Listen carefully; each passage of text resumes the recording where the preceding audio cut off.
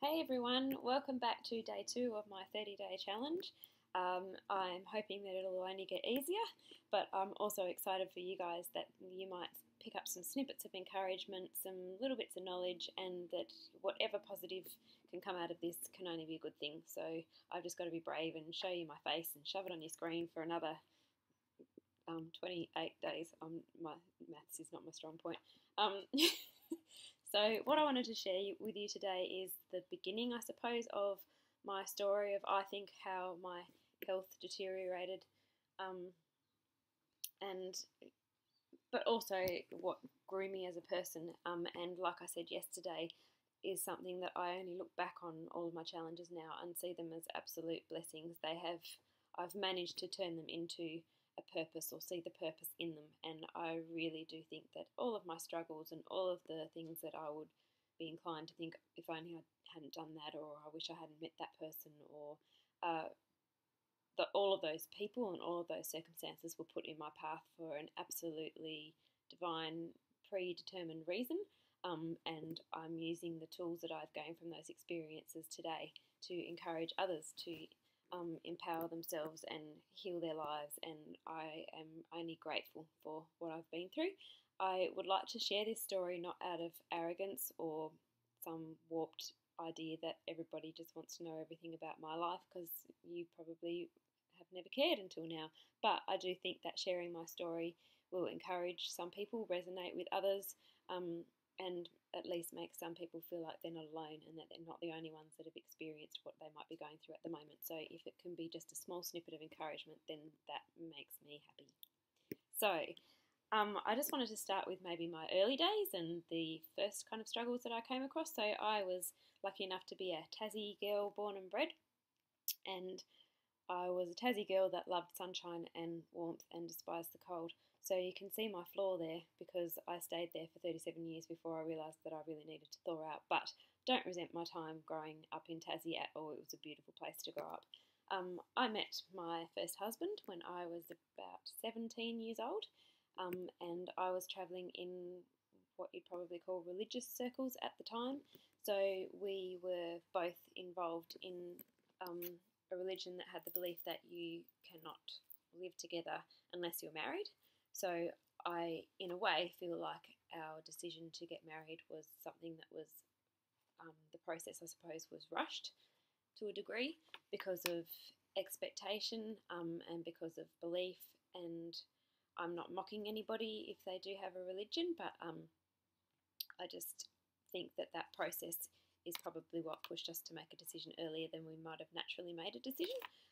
We had a very lovely, probably 12 years together all up, but 7 years of marriage.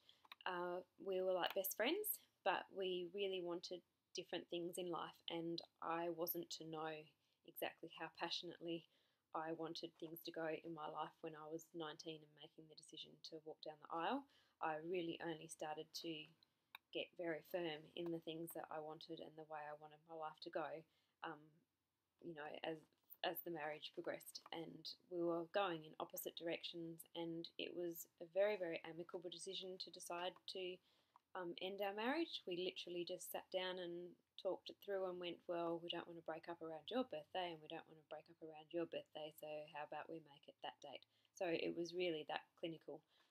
But at the same time, it was heartbreaking and terrifying and, full of sadness and regret and hurt. And, we did love each other, and the thought of sending each other out into the world to potentially find a replacement one day and all of those things just burnt right to the core at the time. It was really, really scary, really just harrowing.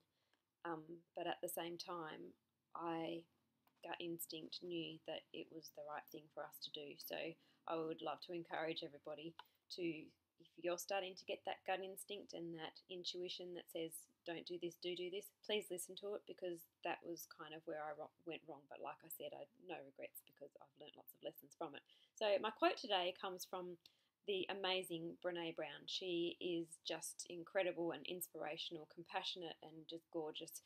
She is an American who studies vulnerability and shame and all of the things that nobody likes to talk about. And she has made some incredible findings, and she is really wise and puts her material out there in a way that is just so easy to grasp. So my quote from her today is that owning your story and loving yourself through that process is the bravest thing that we'll ever do. And I would like to encourage you that if you are going through a marriage breakdown of any sort, or any kind of relationship breakdown, that I encourage you to own your story, to be brave, to listen to your gut, to lean on your support network and make the decision that is right for you. Because if anything is important in this world, it is to stay authentic and stay true to yourself. And it did turn out okay for me. There is another couple of chapters to this story, but I just want to encourage you that if it feels like it's dragging your energy out of you and breaking you more than it is building you up and giving you positive, loving energy, then maybe it is something that you need to walk away from, or at least sit down and talk about and see if it can be changed. So I just, wanted to share that first part of my journey that was the first little, I suppose, chip in my health armour, for want of a better analogy. And to be continued, but just hang in there and lean in, and don't be afraid to speak out or speak up. Okay, so day 2 down. Keep your chins up, be brave, loads of love and sunshine. Thanks, bye.